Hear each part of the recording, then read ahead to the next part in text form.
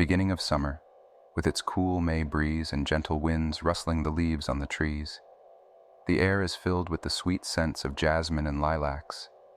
A peaceful dacha. Can one expect surprises from this cozy place? Oh, indeed one can, especially when the person who built this house loved it so deeply and devotedly that even in death, they cannot part with it. The grandfather of the current owner was a renowned aviator, a brave, determined, and daring man, a true hero of his time. Within the family, he was strict and even despotic, but like many strong individuals, he had a weakness. He adored his little granddaughter, protecting her and worrying about her over every little thing. Marina's personal life was far from cloudless. Her first husband turned out to be a despicable person, and for a while, she had to hide at this very dacha, seeking refuge within the shelter of her ancestral walls. After sharing this heartbreaking story, Marina whispered, "Grandfather helped." Marina smiled sadly, and after a minute of silence replied, "He visits sometimes." Ah, metaphysical nonsense, I thought, and a minute later I forgot about it because there are more important things to think about. We spent the rest of our time in conversation, sipping tea and enjoying a spiced pastry. The kind hostess provided us with the first floor, closer to the bathroom and stove, a place befitting an honored guest. You truly understand it at night when nature beckons you, and you start searching in the pitch darkness of an unfamiliar house, relying on touch and sound, trying to find a secluded spot.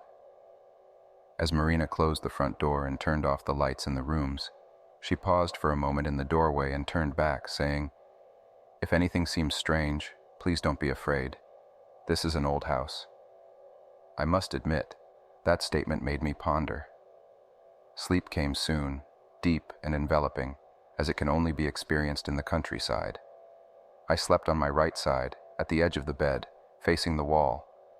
In my sleep, I felt someone pushing me in the back, trying to wake me. I opened my eyes, unable to comprehend it.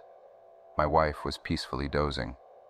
I thought to myself, my sons never suffered from sleepwalking, but Boris, Marina's son, might. He's an emotional and restless boy. I should gently wake him and send him upstairs. Before I could complete my thought, heavy masculine footsteps echoed through the room. They were unmistakable.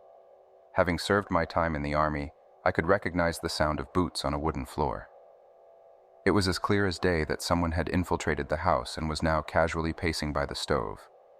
If it wasn't the boys, then it must be thieves. They checked on me, made sure the only man in the house was fast asleep, and decided to quickly search the room. Well, I'll surprise them now. I abruptly jumped out of bed, ready to confront the nighttime intruder without hesitation. I only managed to catch a glimpse of an enormous black figure, towering at least 2 meters tall, before it vanished into the wall. I turned on the lights, thoroughly inspected the entire first floor, checked the locks and windows, but found no signs of forced entry or intrusion. Just to be thorough, I went upstairs. Everything was calm there too. I had a sip of cold water, glanced at the clock. It was 5:30 in the morning. Sleep had eluded me. I switched off the lights and returned to bed beside my wife, but I couldn't fall asleep. And in the morning, with great curiosity, I interrogated Marina. The woman turned pale when she heard about the black figure. Then, she apologized profusely for her grandfather, who had never truly left his beloved dacha. "He visits sometimes. If there's a man in the house, he comes to check who they are and whether they pose a threat to me or not. Like Kostya, my ex-husband, he came here forcefully to take me away when I filed for divorce. But my grandfather drove him out of the house that night just like he did with you, scaring him half to death. The peaceful dacha no longer held its allure for me. A sense of unease crept in, as if someone was tirelessly watching my every move, ready to evaluate each step and prepared to come and punish me for any mistake. Although we stayed there overnight several times, the house never allowed me to relax.